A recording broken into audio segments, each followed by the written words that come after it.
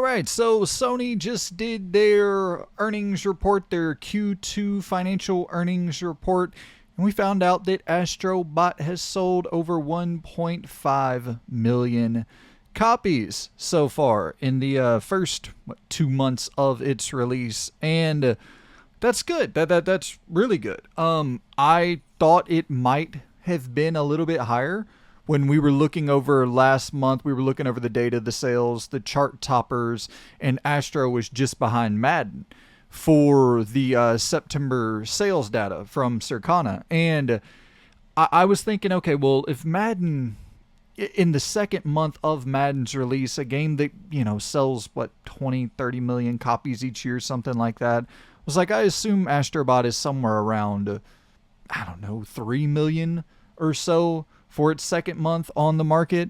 And so definitely short of that. But I think whenever you factor in the budget for this game, if you're talking about 1.5 million copies sold, you're looking at $60 a pop. This thing hasn't went on sale yet.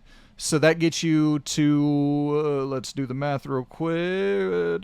So yeah, that would be $90 million in gross revenue. And if you're looking at what this game costs to make, 30 to 50 million, I would assume somewhere in that ballpark. If it's anything more than 50 million to make Astrobot, Sony is just fucking burning money.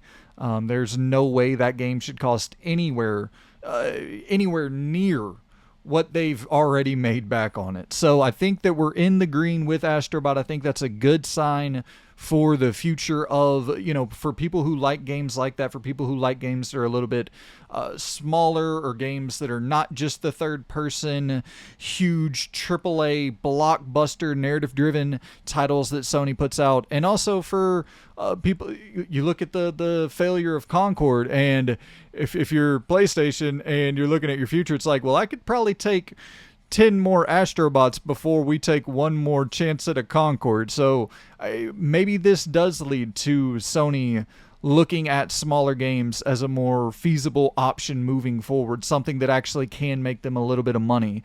But I also think you could look at it from a different angle, and while people are maybe a little bit tired, I guess, of the third person sad dad games, whatever the hell you want to call them, the big blockbusters, I think when you look at the sales of those games, you're pretty much always talking about 15 million copies sold on each of those games or more.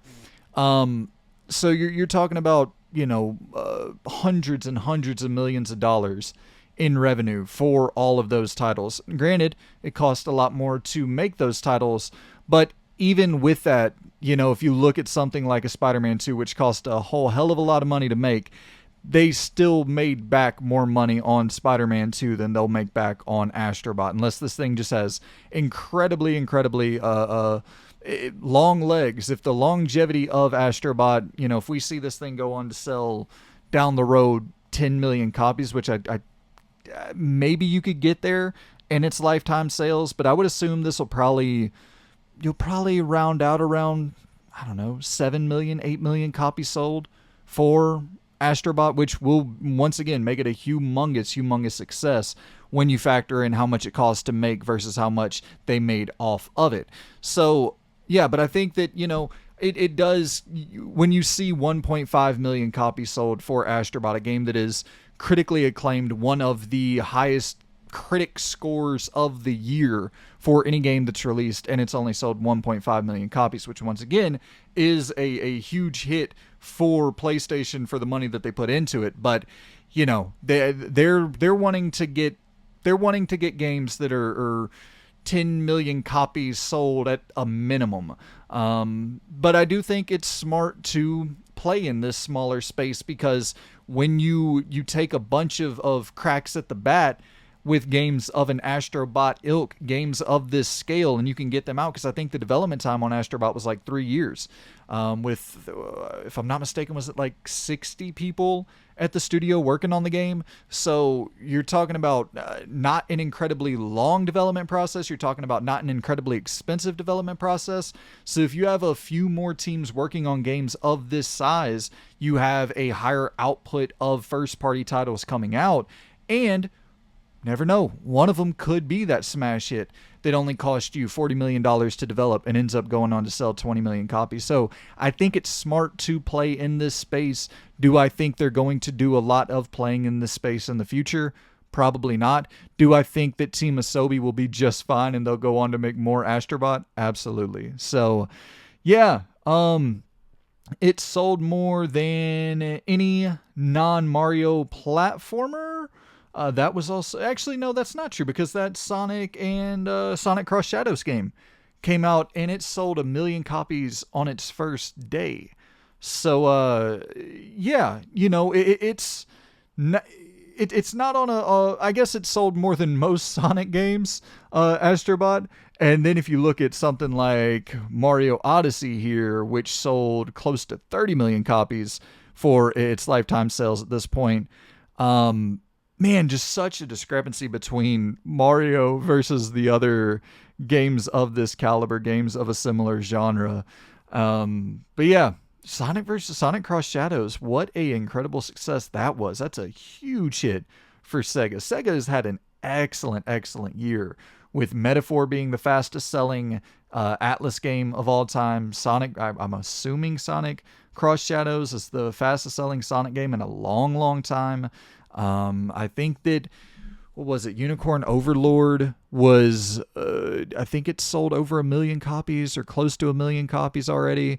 And Infinite Wealth came out this year. Sega has had a really strong year so far. But yeah, that is Astro Bot sales. I was actually quite a bit under on my projections for those sales. 1.5 million copies sold. But once again, don't take me saying that I was under on the sales. That was just a miscalculation on what I thought Madden had sold. I figured Madden had already sold, in its second month. I figured Madden probably sold like 6 million copies, something like that, in its second month on the market, 5 million copies. So I was like, okay, Astro Bot's just under Madden. Maybe Astro Bot came in at 3 million, but it came in at 1.5. But also here, we have some more data from that earnings report.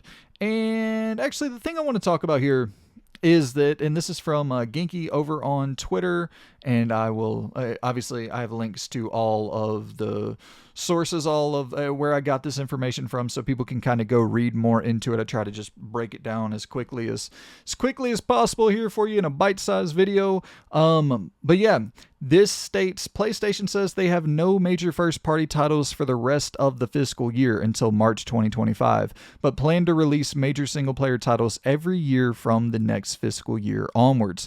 We plan to continue releasing major single-player game titles every year from next fiscal year onwards, says Sony President COO Hiroki Totoki. Okay, so that leads you to assume Ghost is going to launch sometime around, April 2025 to March 2026, obviously. And I would kind of lean towards the latter. I kind of just have this feeling, this sneaky suspicion that Ghost of Tsushima is either a fall 2025 release or an early 2026 release. And I think we talked about it yesterday, the weird situation surrounding Death Stranding 2 for that, and that's not, first party, but the weird situation surrounding Death Stranding 2 from an exclusivity standpoint, where Death Stranding 1 just lost its exclusivity yesterday in the console market, and now it's on Xbox, and Hideo Kojima owns the rights to Death Stranding now after its 5-year, on its 5-year birthday. Hideo Kojima got the rights back to Death Stranding, so is there any weirdness going on there with Death Stranding 2? Does Death Stranding 2 come out day and date on Xbox? And if that's the case, Ghost of Tsushima, does it slip to 2026? Or are we seeing a year where there's no real big first party single player games again for PlayStation. And then, that combined with any chance that Death Stranding 2 isn't exclusive and it comes out day and date on Xbox, just, it wouldn't be a good look for another kind of weaker year of exclusives. And listen, I don't think it's the end of the world. Obviously, it was reported that PlayStation 5 has already sold 65 million consoles. The thing is doing incredibly well. I just think that, okay, sure, it's not that long of a wait to get to April of 2025, and then we can expect some single-player first-party games within that April 2025 to March 2026 window. But I just think that compounded on top of the lack of single-player first-party games and just the lack of quantity overall the last few years, it starts to stack up a little bit, and then you get that narrative where people are like, the PS5, no PS5 games or whatever. What there's nothing to play on the PS5, and it's obviously people are, or at least what I assume people are saying in that regard is like from a first party output. That they're lacking from a first party output, and those big heavy juggernaut super AAA ultra heavy hitters, they're not getting those on a regular clip like we did last generation. And there's no doubt that that's true, but there's tons to play on the PS5 from a third party capacity, and even a exclusive capacity from second and third party partners. So not all is bad, but also, when we were talking about the, I'm sorry, see my damn sweating a little bit. I just got finished working out, hopped in the shower, and I'm still sweating. Kind of gross. I apologize there, but it's, I think that talking about Astro Bot and talking about the development time only taking 3 years, I think that is where it makes sense to double down on games of that scale, get out more games of that caliber. You know what I mean? They kind of supplement these periods where we're not getting a bunch of your first party, just super AAA heavy hitters. You get a few Astro Bots in there. You get games of that ilk. I think that's why those games are so important, because look at 2024 without Astro Bot. It's a wasteland on PlayStation in terms of first party output. That and Concord. You know what I mean? So Astro Bot, optically, what a win that was for PlayStation. So I do think that there is good reason to double down on games of that caliber, even if it's just for an optical win. That is important. Optics are a fucking huge factor, because look at the Xbox One. Optically, out the gate, it was just getting crushed. But realistically, at launch, Xbox had a better output of exclusive titles than PlayStation. But the optics were what they were.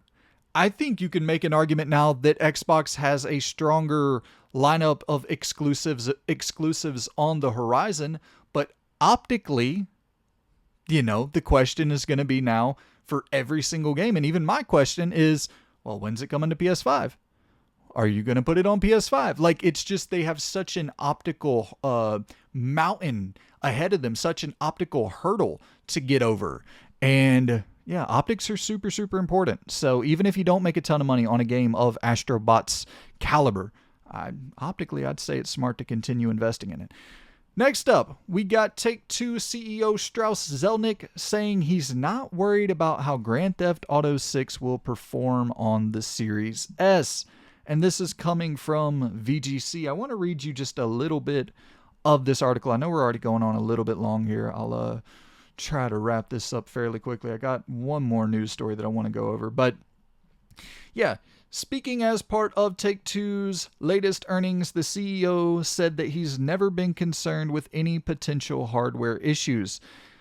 Look, we support the platforms where the consumers are for as long as they're there, and we find a way to support platforms despite different levels of tech, said Zelnick, when asked about the Series S. Microsoft mandates that any game released on Xbox Series X also must be released on the Series S, the lower-powered console. Our labels are really good at that, Zelnick added. I'm not really worried. I've never worried about where hardware was going. And I've said this many times over the years because, first of all, I don't worry about things over which I have zero control. Secondly, I believe in the audience. The audience is going to show up if you have great properties. And so we just have to make sure to be on an array of platforms. Zelnick also emphasized the importance of publishing on PC to the company.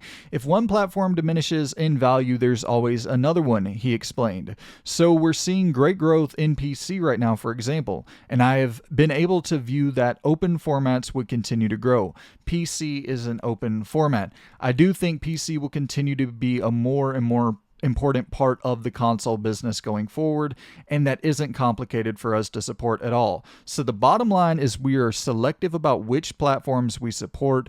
We make the tech work when we can make it work, as long as the audience is big enough to make that worthwhile. Interesting quote.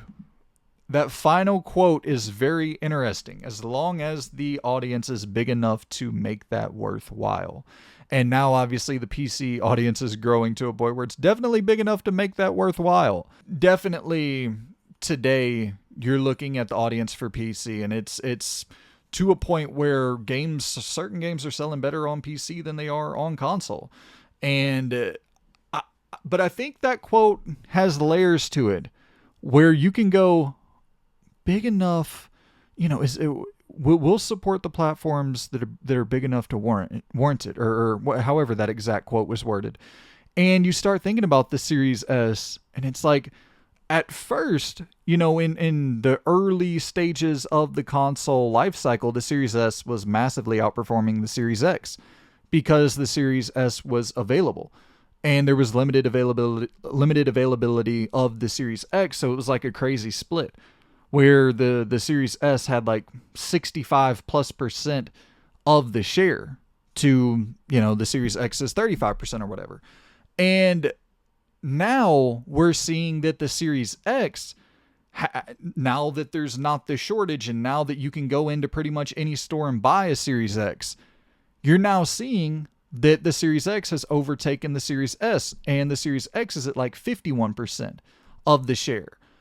And so when GTA 6 releases, if it releases in 2026, and let's say at that point it's 60-40 Series X to Series S, and it's already a smaller market on Xbox to begin with, I don't, by that point it'll be too far along in development for this thing not to launch on the Series S.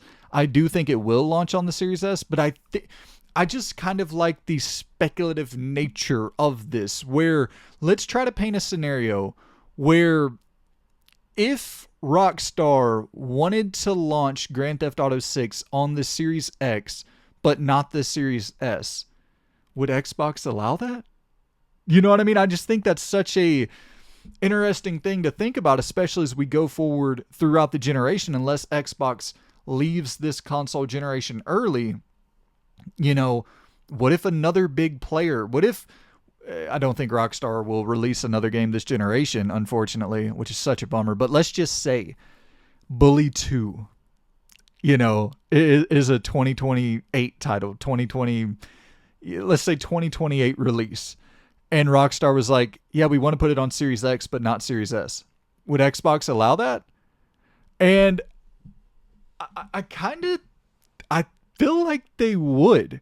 For a GTA 6, for a Bully 2, for a Baldur's Gate 4. Like, I think that they might at this point have learned their lesson, missing out on a Black Myth Wukong, missing out on a Baldur's Gate 3, missing out on some of the biggest games of that year, and then those games having to come out like the following year because of the Series S limitations.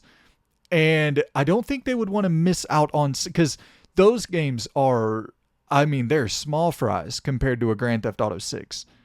So it's a fascinating, hypothetical scenario where, what if Strauss Zelnick viewed the Series S, if it was, say, there's 30 million Xbox consoles that have been sold this generation, so 15 million of those being, let's just say it's a 15 million split down the middle right now, which is close to that. But let's say that it ends up being something like the Series X had 30 million players and the Series S topped off at around 20 million. I guess that's still a close enough split where you'd probably want to support both of them. But I don't know. Just a fun hypothetical to think about. You know, it's an interesting spot to be in because there's, to my knowledge, I mean, I guess you could make an argument PS5 Pro versus base PS5, but I mean, the Series S is like comparable to last gen systems in a lot of ways. So, yeah, it's just a fun hypothetical to look at and discuss. Also, speaking of Black Myth Wukong, I want to quickly point this out. The physical release got its official release date. It's going to come out on December 12th, and this is coming directly from the company who is publishing the physical release, PM Studios. So December 12th. Don't love that date for Black Myth Wukong, the physical release. That's coming out the same week as Indiana Jones, and Indiana Jones will definitely be my top priority for that week. But yeah, I don't know. I typically do my rankings like the final week of December, my game of the year rankings, the final week of December. I'll probably still do it the final week of December. I'll try to put a few hours into Black Myth Wukong. And that's the thing. It's not a high priority game for me really at all. I want to play it for sure, but just that style of game isn't my thing. But once again, I don't really know the style of game that it is because I've heard so many people say it's a character action game. So many people say it's a Souls game. And if it's a character action game, I'll jump into that bitch and you know, I'll be all about it. But if it's a Souls game, then I'll play a couple hours and I'll jump out. But I do want to support it. I do want to check it out. I do want to look at it just from at least take a quick look at it from a technical perspective because, man, it looks so impressive technically. And I want to just kind of get a feel for the game. A game that's that big of a hit, I'm interested in at least dabbling with it. So I will be checking out Black Myth Wukong. It is releasing December 12th. I'll be picking it up, supporting it day one, supporting the physical release. That way we can have the data to support. I hope a lot of people went out and supported Alan Wake 2 because I really want that data to come back to these studios and be like, hey, we need to launch these damn games day and date physically. Like, people are out there in droves wanting to support physical media. I hope that's the case. I'm not holding my breath, but I hope that is the case. And I do think that I think that there is a strong enough contingency of people who do support physical media and will hold off until there is a physical release to at least warrant most big companies to continue releasing their games physically. So shout out to Black Myth Wukong, December 12th. I'll be checking it out. Hope y'all are doing well. And yeah, hit me in the comments down below. Any of your thoughts on all this stuff? Let me know how you feel about the multiple news stories being discussed in one kind of quick rapid fire video. And yeah, if you like this stuff, I'll definitely keep it up, keep at it, keep rolling.